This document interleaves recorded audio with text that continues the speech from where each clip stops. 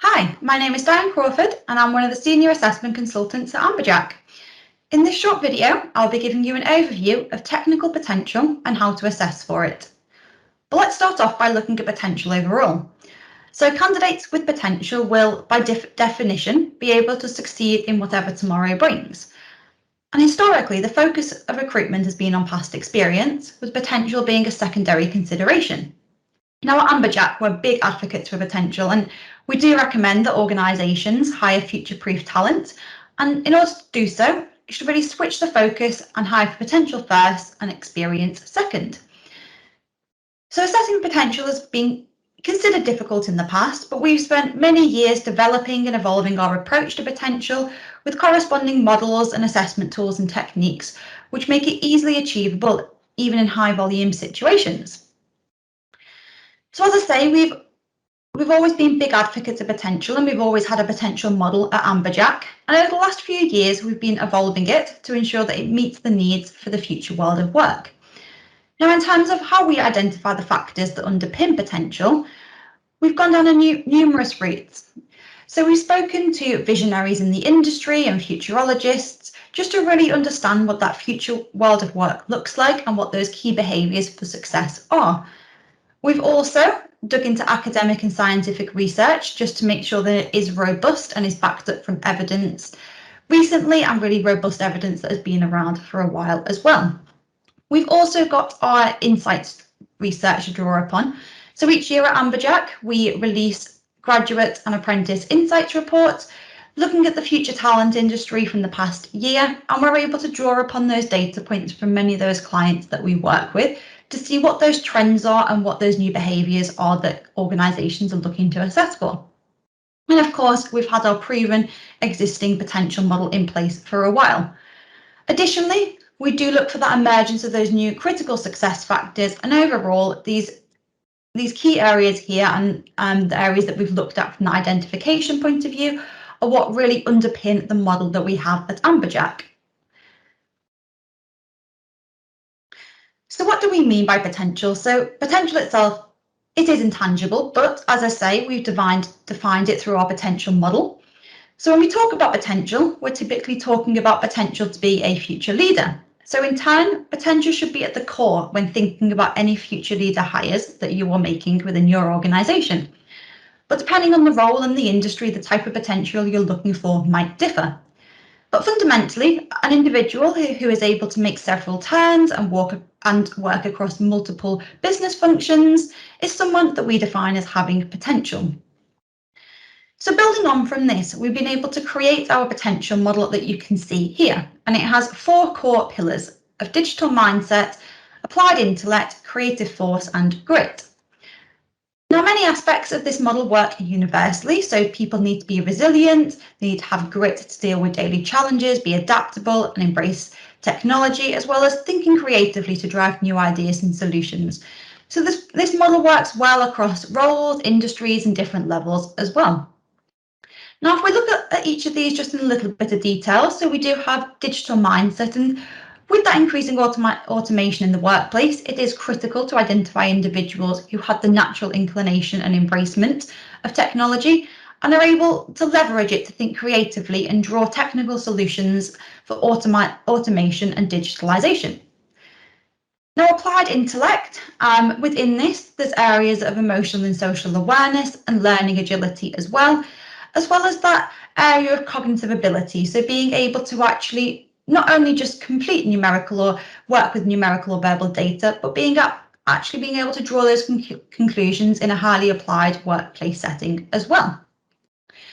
From creative force, so with automation suited to kind of that logical driven linear tasks or tasks that are traditionally left brain thinking, the value that individuals provide will come from that right brain holistic and creative thinking element.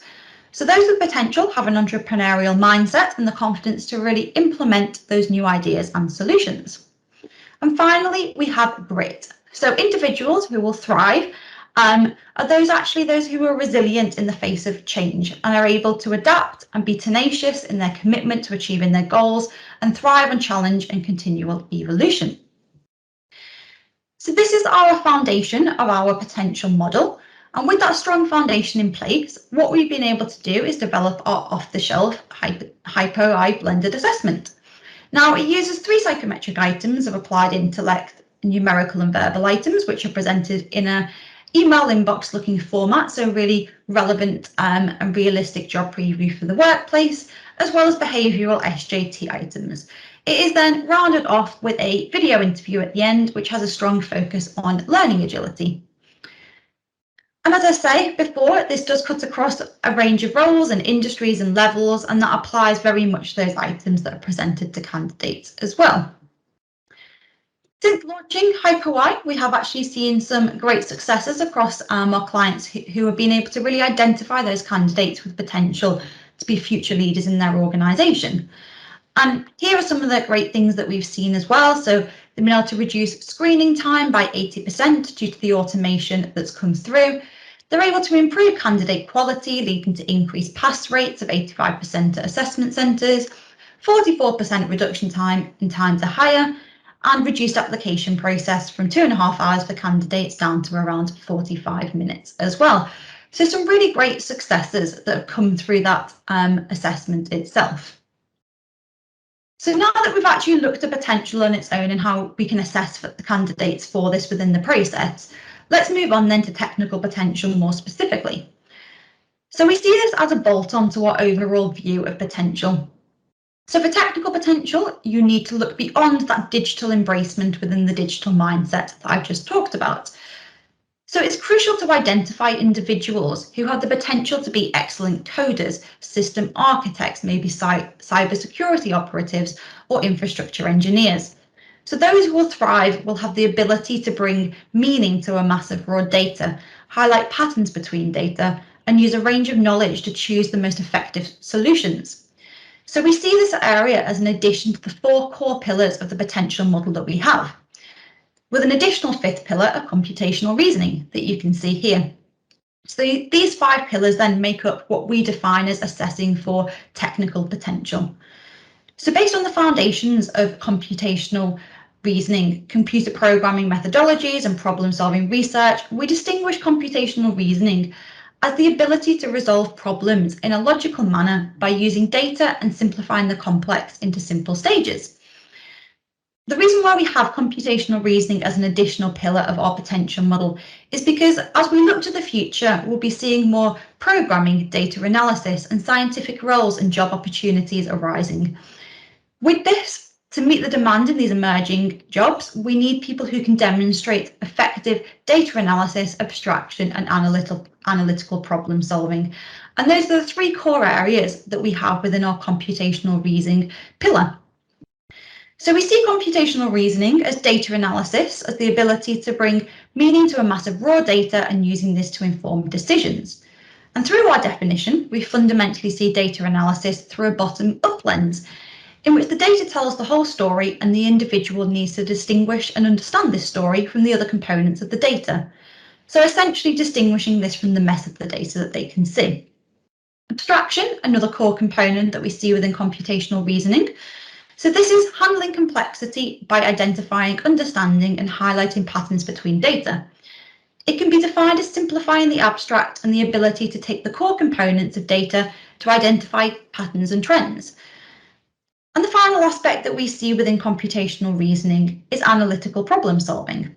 And we define that as identifying various solutions to a given issue and using a range of knowledge to choose the most beneficial option.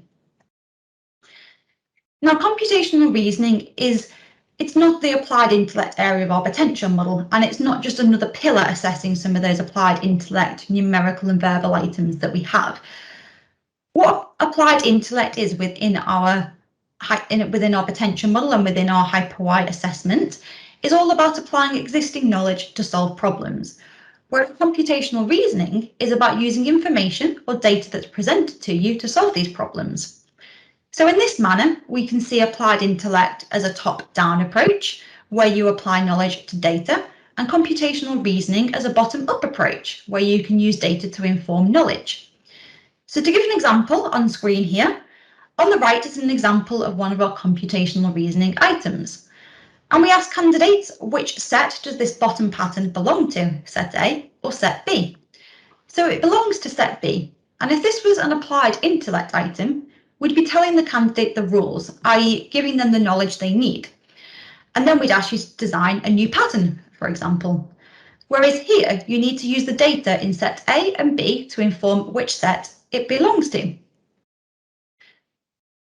So finally, let's touch on how we'd assess for this then in HyperY in terms of that flow. So you see the example item on that previous screen.